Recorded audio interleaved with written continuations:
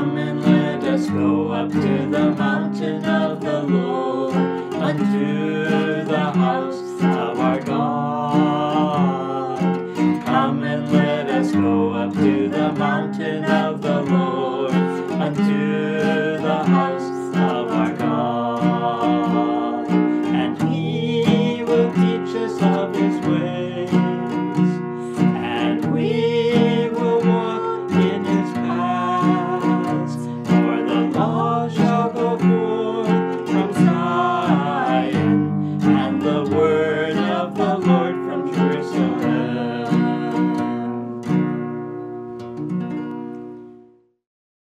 Good morning. Selamat pagi. Today our subject is inheritance. Hari ini judul kita adalah warisan. That is an interesting word. Itu adalah satu kata yang sangat menarik. It means receiving a possession or something gifted to an individual. Artinya menerima satu harta bagian yang sangat atau diberikan kepada seseorang. And usually an inheritance is received upon the death of a forefather. Biasanya sebuah warisan itu diberikan ketika seorang orang tua atau mungkin ayah meninggal. But in the scripture, inheritance is used after the death of Jesus Christ. Tetapi di dalam Alkitab, kata warisan ini digunakan sesudah kematian Yesus Kristus And his resurrection. dan kebangkitannya. So through his death and resurrection, he has bought an inheritance for you and I. Jadi melalui kematian dan kebangkitannya, Dia telah memberikan warisan itu kepada saudara. He has paid for it with his very lifeblood. Dia telah membayar dengan darahnya sendiri. And if you have received Jesus as your Savior and Lord, this inheritance then has been laid up for you. Dan jika saudara sendiri telah menerima Yesus sebagai Tuhan dan Juru Selamatmu, maka warisan ini juga menjadi milik bagian saudara. Now, this inheritance is not a physical thing, although it could involve physical things. Warisan ini bukan sesuatu yang secara jasmani kita terima, sekalipun ini bisa termasuk di dalamnya juga, yaitu menerima sesuatu secara But fisik. it is an eternal inheritance. Tetapi ini yang lebih kepada warisan yang kekal. So we're going to read about it in 1 Peter chapter 1 and verse 4. Mari kita mulai dengan membaca dari 1 Petrus 1 ayat 4. Firman Tuhan berkata, untuk menerima suatu bagian atau warisan yang tidak dapat binasa, yang tidak dapat cemar, dan yang tidak dapat layu, yang tersimpan di sorga bagi kamu. So we know in this life, inheritance are used up and they fade away. Jadi kita tahu bahwa di dalam dunia ini warisan itu yang diberikan itu bisa binasa, bisa layu, bisa lenyap, saudara.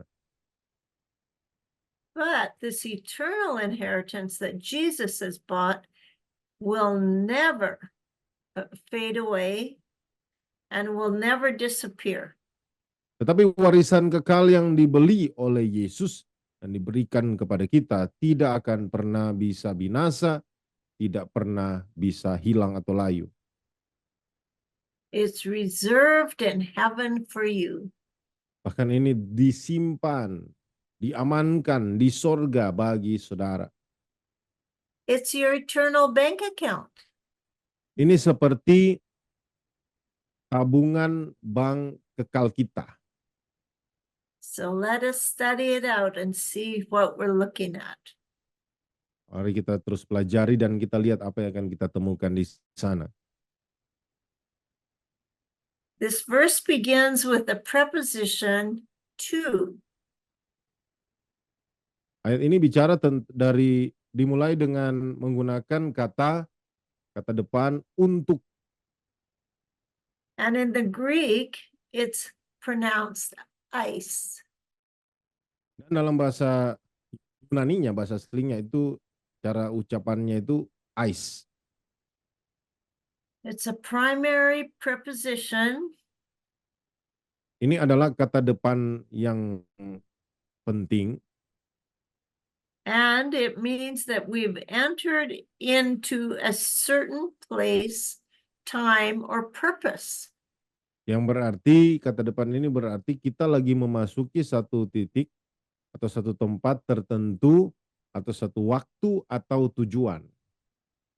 It's expressing motion forward. Ini mengekspresikan tentang pergerakan maju. So it's a verb that's moving.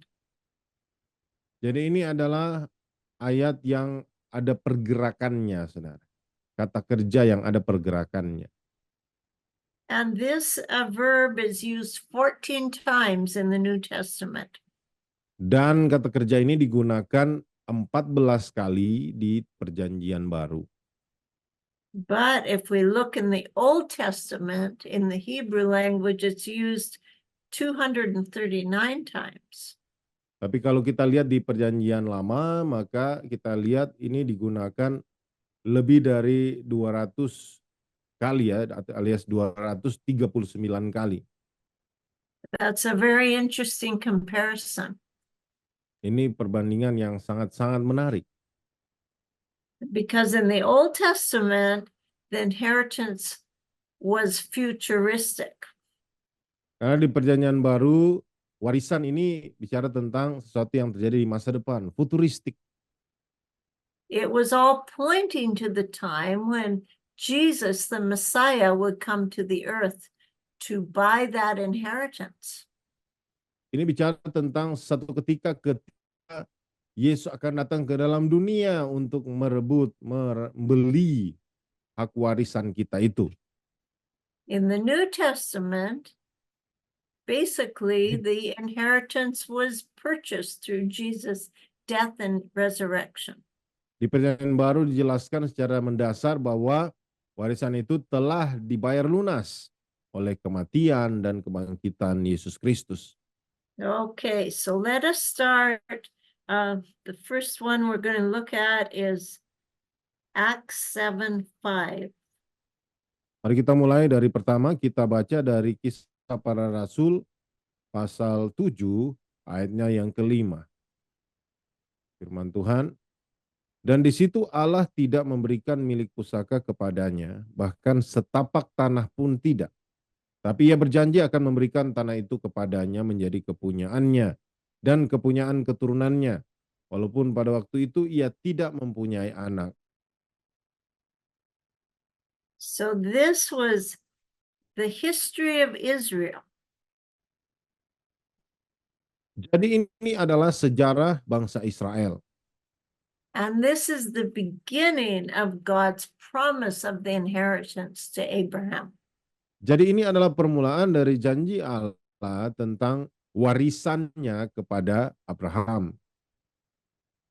This was at the time when he had not received an inheritance. Peristiwa ini terjadi ketika dia belum menerima hak warisnya atau pusakanya itu. And he hadn't even put his feet in the land that God was promising him to possess.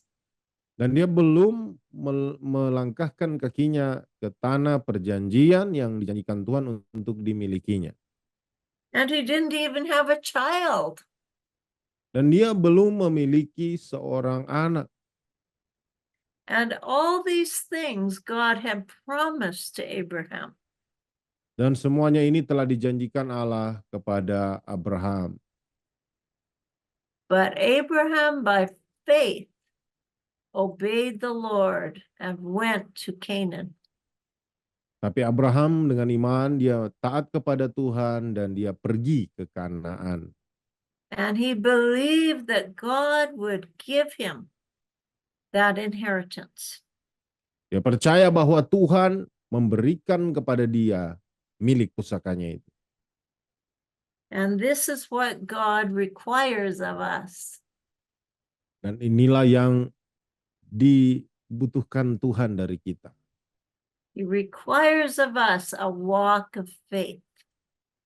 Tuhan menginginkan kita juga berjalan dengan iman. Just like Abraham, though he didn't see it, he walked toward those promises. Sama seperti Abraham sekalipun kita tidak melihatnya, tapi dia berjalan melangkah menuju kepada janji-janji tersebut. Now this chapter 7 in Acts is actually part of Stephen's address.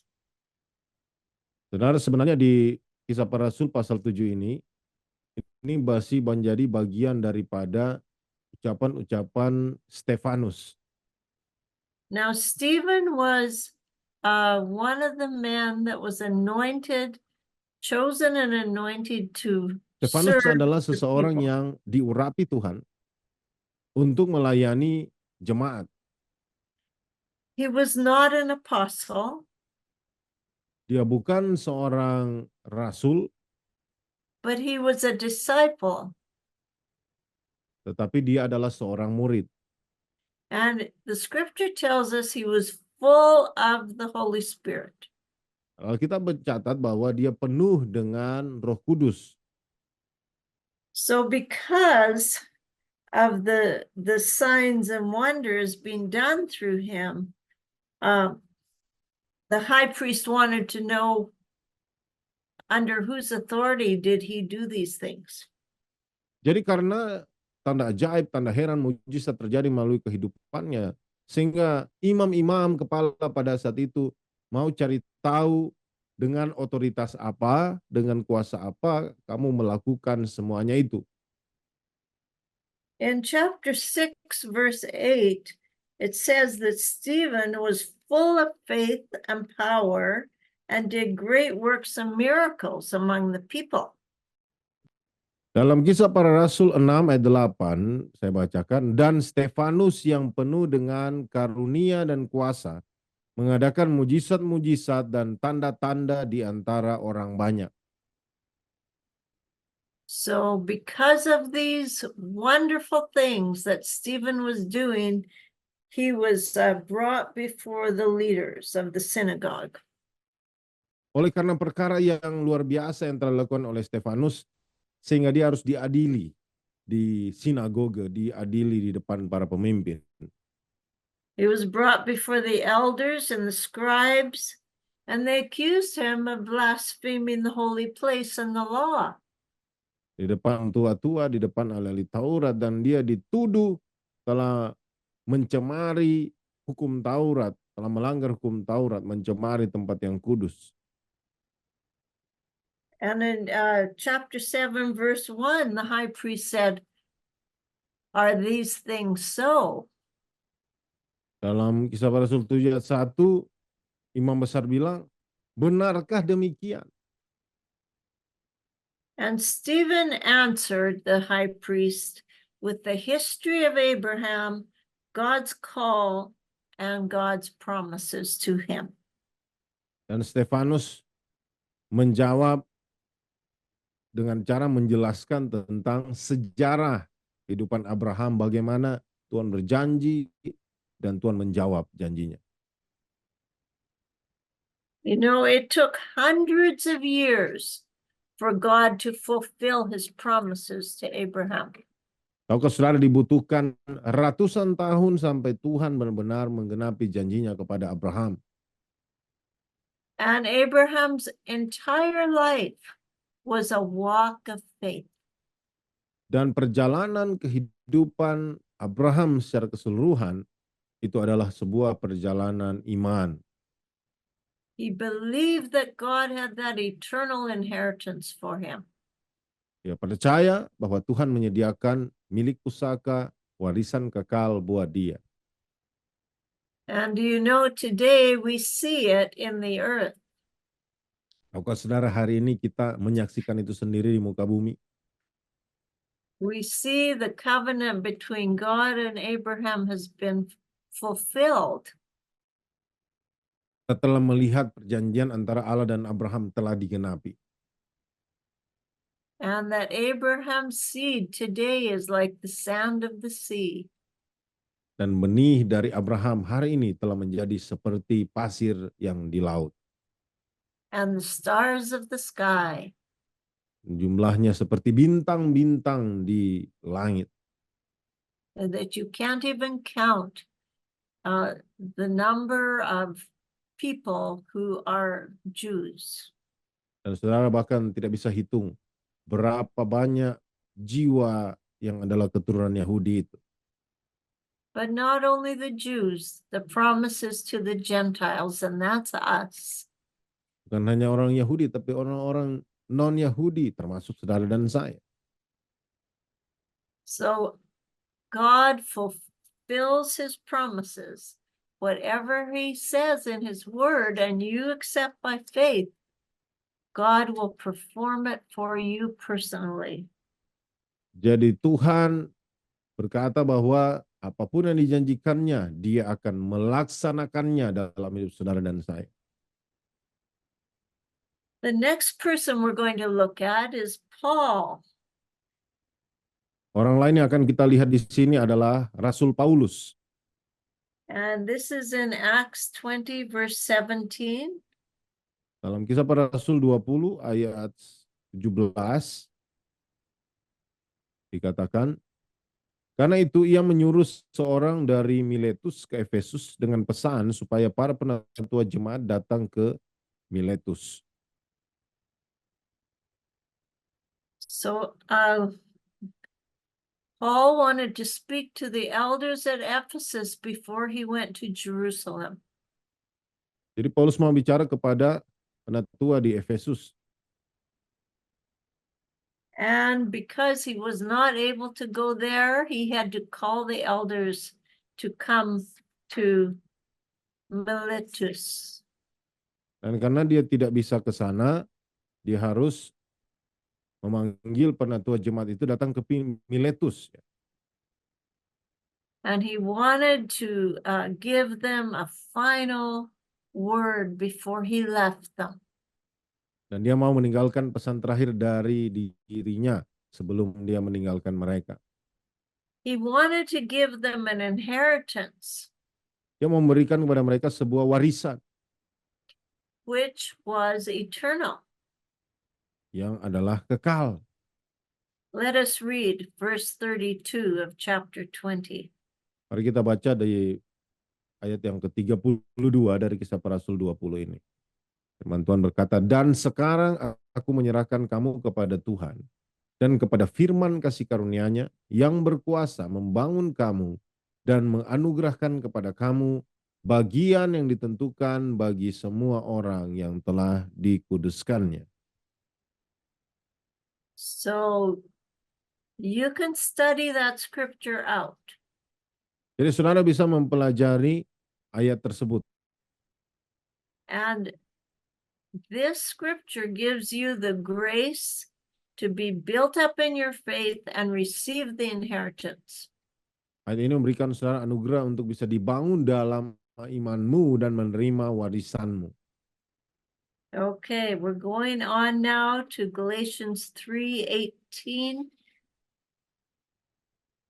Jadi kita lanjut, kita baca dalam Galatia pasal 3 ayat 18. Galatia 3 ayat 18 firman Tuhan berkata, sebab jikalau apa yang ditentukan Allah berasal dari hukum Taurat, ya tidak berasal dari janji. Tapi justru oleh janjilah Allah telah menganugerahkan kasih karunia-Nya kepada Abraham.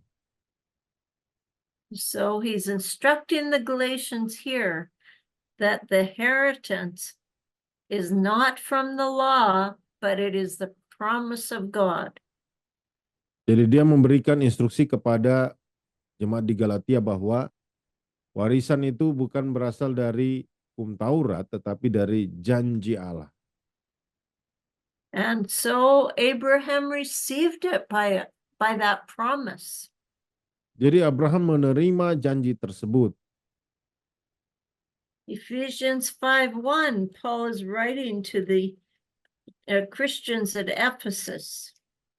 Efesus pasal 4 ayat 1, Paulus mencatat kepada orang Kristen yang ada di Efesus, firman Tuhan berkata, sebab itu aku menasihatkan kamu, aku orang yang dipenjarakan karena Tuhan, supaya hidupmu sebagai orang-orang yang telah dipanggil berpadanan dengan panggilan itu. So we have been predestined to be adopted by Jesus Christ to himself. Jadi kita telah ditentukan untuk diadopsi oleh Yesus Kristus sendiri.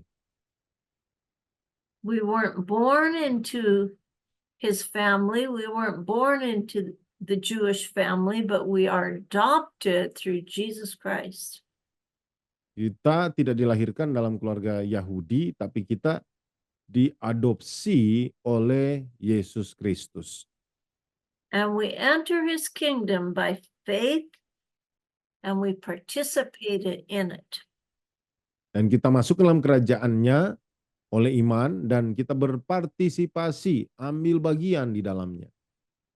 So we read verse 14. Mari kita lanjut baca ayat yang ke-14. Ayat 14, sorry, Ephesians 1 verse 14, right? Right. Okay. Ayat 14 firman Tuhan berkata, dan Roh Kudus itu adalah jaminan bagian kita sampai kita memperoleh seluruhnya, yaitu penebusan yang menjadikan kita milik Allah untuk memuji kemuliaannya. So that is why God has purchased us to the praise of his glory. Jadi itulah alasan kenapa Allah membayar kita dengan mahal, dalam bahasa Indonesia menebus kita untuk menjadikan kita milik Allah untuk memuji kemuliaannya. And that's just the beginning of our eternal inheritance. Dan ini barulah permulaan daripada warisan yang kekal yang kita miliki. In verse 18, we read more of that. Ayat 18 lebih dijelaskan tentang hal tersebut. Dan supaya ia menjadikan mata hatimu terang, agar kamu mengerti pengharapan apakah yang terkandung dalam panggilannya, betapa kayanya kemuliaan bagian yang ditentukannya bagi orang-orang kudus. So the eyes of our understanding must be opened, must be enlightened. Jadi mata hati kita harus terang, harus dicerahkan. To understand what is the glory of his inheritance in Supaya us. kita memahami seperti apa kekayaan kemuliaannya di dalam diri kita. Ephesians 5 verse 5. Efesus pasal 5 ayat 5. Firman Tuhan berkata, karena ingatlah ini baik-baik, tidak ada orang sundal, orang cemar, atau orang serakah, artinya penyembah berhala yang mendapat bagian di dalam kerajaan Kristus dan Allah.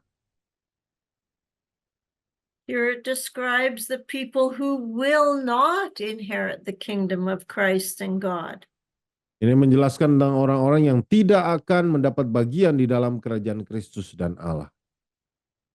In Colossians 3:23, we read who will inherit the kingdom. Dalam Kolose pasal 3 ayat 23 kita membaca di sana siapa yang akan memperoleh, siapa yang akan mewarisi kerajaan Allah. Kolose pasal 3 ayat 23, apapun juga yang kamu perbuat, perbuatlah dengan segenap hatimu seperti untuk Tuhan dan bukan untuk manusia. And 24. Ayat 24, kamu tahu bahwa dari Tuhanlah kamu akan menerima bagian yang ditentukan bagimu sebagai upah. Kristus adalah Tuhan dan kamu hambanya. So we have the fear of the Lord in our hearts. Jadi kita memiliki rasa takut akan Tuhan di dalam hati kita. That if we do good, we will be rewarded for that good. Jika kita melakukan hal yang baik, maka kita akan menerima upah oleh karena perbuatan baik tersebut. We'll receive the reward of our inheritance. Kita akan menerima upah bagian warisan kita. But if we do wrong, we will Tapi not jika kita- receive anything. Tapi ketika kita berbuat salah, maka kita tidak akan menerima apapun juga. Okay, Hebrews 1 and verse 4 is a description of Jesus. Ibrani 1 ayat 4 ini menjelaskan tentang pribadi Yesus. Firman Tuhan berkata, jauh lebih tinggi daripada malaikat-malaikat, sama seperti nama yang dikaruniakan kepadanya, jauh lebih indah daripada nama mereka.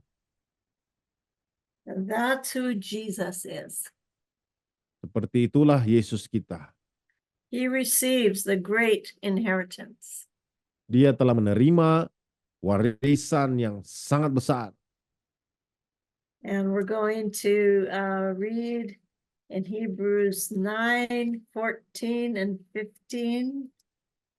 Mari kita baca Ibrani 9 ayat 14 sampai 15. Firman Tuhan berkata, betapa lebihnya darah Kristus yang oleh Roh yang kekal telah mempersembahkan dirinya sendiri kepada Allah sebagai persembahan yang tak bercacat, akan menyucikan hati nurani kita dari perbuatan-perbuatan yang sia-sia, supaya kita dapat beribadah kepada Allah yang hidup. Karena itu ia adalah pengantara dari suatu perjanjian yang baru, supaya mereka yang telah terpanggil dapat menerima bagian kekal yang dijanjikan. Sebab ia telah mati untuk menebus pelanggaran-pelanggaran yang telah dilakukan selama perjanjian yang pertama. You can learn these two verses Saudara bisa mempelajari 2 ayat tersebut, because your salvation is written in these two verses. sebab keselamatanmu tercatat di 2 ayat ini. It's through the blood of Jesus Christ we receive that promise of eternal inheritance. Dikatakan oleh darah Yesus Kristus kita telah menerima janji warisan yang kekal tersebut. And our last scripture is Hebrews 11:8. Dan ayat yang terakhir dari yang kita baca hari ini adalah Ibrani 11 ayatnya yang ke-8. Firman Tuhan berkata, karena iman Abraham taat ketika ia dipanggil untuk berangkat ke negeri yang akan diterimanya menjadi milik pusakanya, kalau ia berangkat dengan tidak mengetahui tempat yang ia tuju. He received that eternal inheritance because he obeyed. Karena dia menerima warisan kekal itu karena dia taat. And today, as we follow Christ, we will receive an eternal inheritance as we obey the call that he's given unto each one of you. Dan hari ini jika kita terus mengikuti Kristus, maka kita juga pasti akan menerima warisan yang kekal itu sesuai dengan panggilannya dalam hidup kita. May the Lord bless these scriptures to your heart and mind, and may you enjoy studying them deeper. Kiranya Tuhan memberkati firman-Nya yang terus masuk dalam hati dan pikiranmu, dan kiranya saudara terus menikmati untuk mempelajari firman Tuhan ini lebih dalam. The Lord bless you. Tuhan memberkati hidup saudara. Come and let us go up to the mountain.